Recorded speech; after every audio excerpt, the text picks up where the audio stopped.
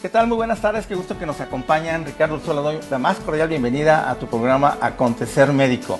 Estamos en vivo desde Guadalajara para el mundo, literal, así que esperemos que esta hora nos acompañen, ya que estaremos hablando de un tema que yo creo que muy poco se ha hablado en medios y es bien importante. El hecho de que ahorita estemos atravesando ya por una cierta etapa medio post-COVID. Hay algunos que no se han querido vacunar, otros que sí se vacunaron pero tuvieron algún problema, etcétera, o simplemente ya tuvieron la mala experiencia de estar con una infección por COVID. ¿Qué sucede cuando ya pasa la etapa aguda? Bueno, pues quedan secuelas y esas secuelas son las que probablemente muchos en este momento estén sufriendo con una calidad de vida baja al no tener una capacidad respiratoria normal. Y eso se ha quedado un poco medio a la deriva. Bueno, pues esta tarde les quiero comentar que precisamente con la llegada del coronavirus han sido varios factores que se han conjuntado para que la capacidad respiratoria se vea disminuida. Una, obviamente, también que la actividad física aeróbica se disminuyó por el encierro, por estar obviamente muy poco saliendo a lugares, mucho menos hacer ejercicio. Entonces toda esa parte vino también una baja en ello. Por el otro lado, en el sentido estricto de lo que es el COVID nada más, pues sabemos que una de sus secuelas es que va a alterar toda la capacidad respiratoria desde el tejido y de ahí pues todo lo relacionado con la posibilidad de respirar normalmente.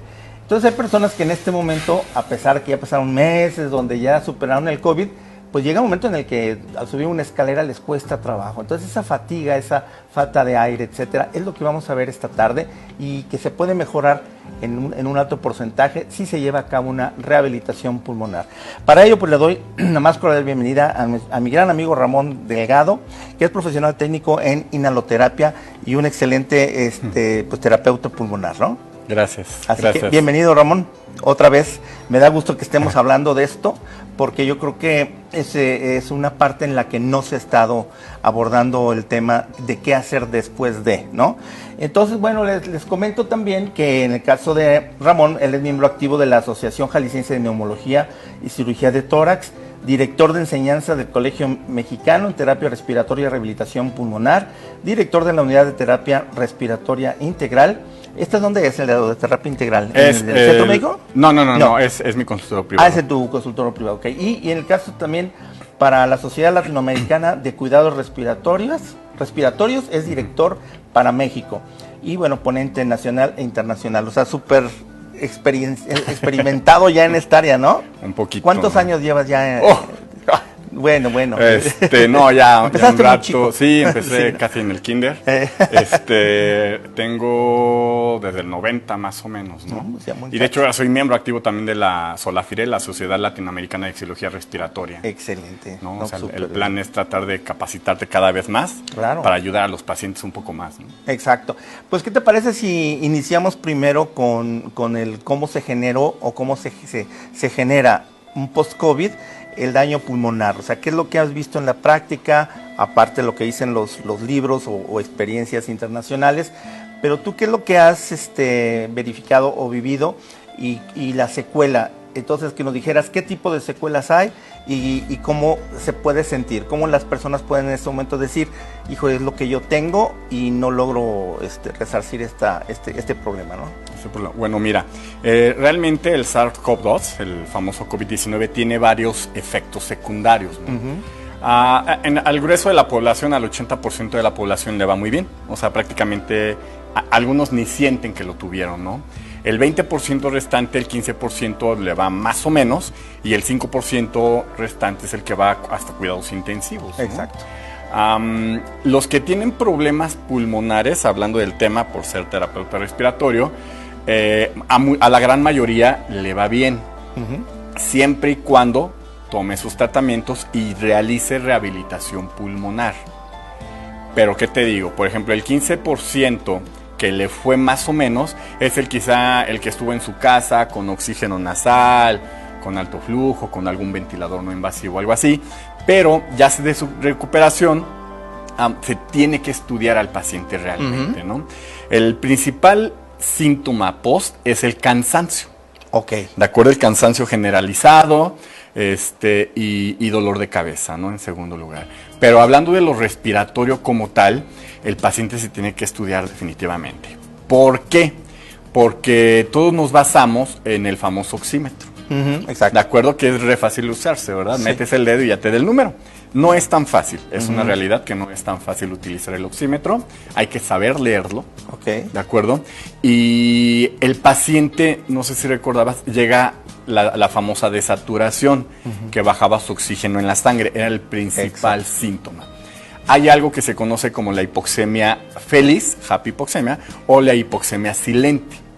¿Qué es? Que el paciente desaturaba, bajaba su oxigenación, pero ellos se sentían bien. Entonces, pues yo me siento bien, o sea, no tengo problema. Claro. Y no se atendían o no tomaban oxímetro, que es no tomaban oxígeno, que es el tratamiento para la hipoxemia. Baja tu oxígeno, tienes que usar oxígeno. Se no acaba. más, claro. Al no usarlo, comprometían distintos órganos, el cerebro, el corazón, los pulmones, los hígados, los intestinos, los riñones, todo. ¿De acuerdo? Algunos terminaron con insuficiencia renal, otros pacientes con embolias, se infartan, cosas así. Los respiratorios, la lesión pulmonar que te deja principalmente es en la periferia del pulmón, en la base, y ya después, si no es bien atendida o no le tomas importancia, pues se va generalizando como una neumonía total, completa, que compromete la respiración. ¿De acuerdo? Al no sentir mal oxigenación, al no sentirse mal con el oxígeno bajo, el paciente pues hace su vida normal, pero se comienza a ahogar. La neumonía va creciendo, va ocupando su pulmón y cada vez le cuesta más trabajo respirar. El hecho de que él pelee por respirar y meter aire a esa zona malita del pulmón, daña las zonas alveolares que están sanas. Ok, los saquitos que los sacos alveolares, exactamente. Entonces, ya tienes unos sacos alveolares ocupados por la neumonía, otros se llama PICILI, que es daño pulmonar autoinfligido por el paciente, por la misma respiración, y entonces cuando el paciente ya no puede es cuando iba al hospital, y es cuando le fue muy mal. Claro. ¿De acuerdo? O sea, por eso tantas defunciones. Que en ese punto fue uno de los problemas, que se esperaban. Correcto. Y de hecho esa era la indicación, hasta que te sientas mal, en ese momento vas.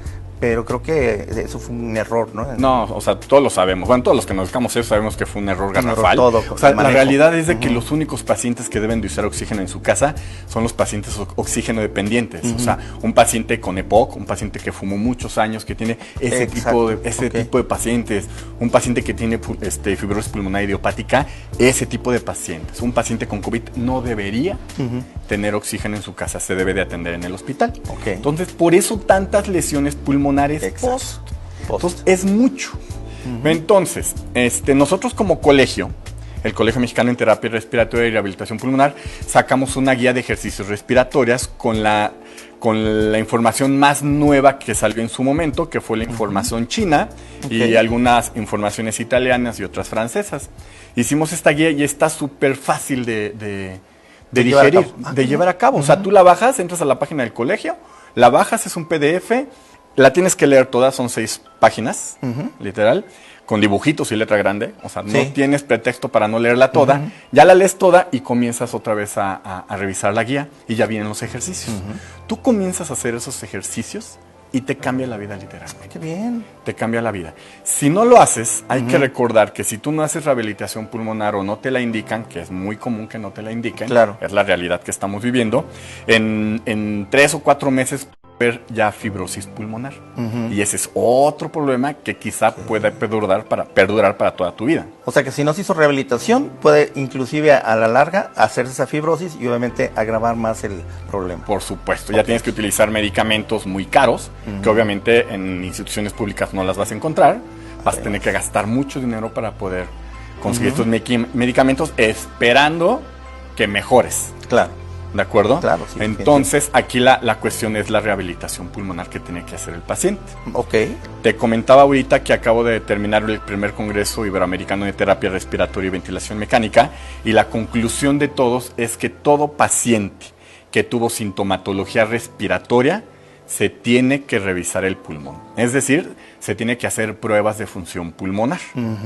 ¿Cuáles son? Es espirometría, que es meter y sacar el aire, soplarlo muy fuerte. Feno, que nos mide es fracción exhalada de óxido nítrico, que me mide el grado de inflamación en el pulmón. DLCO, que es dilución de monóxido de carbono a nivel intersticial, a nivel donde el pulmón intercambia oxígeno con CO2. Ahí es donde deja la principal lesión pulmonar. Y hay algo que nos ayuda muchísimo para ver la sobrevida del paciente, que se llama marcha de 6 minutos. Es una prueba muy fácil, muy económica, y esa me va a decir si realmente el paciente desatura o no desatura. Ok, está bien. Por ejemplo, para que te des una idea, el Instituto Nacional de Enfermedades Respiratorias, pues obviamente es el número 1 en toda Latinoamérica, y ellos se han dado cuenta que pacientes post-COVID a un año siguen desaturando.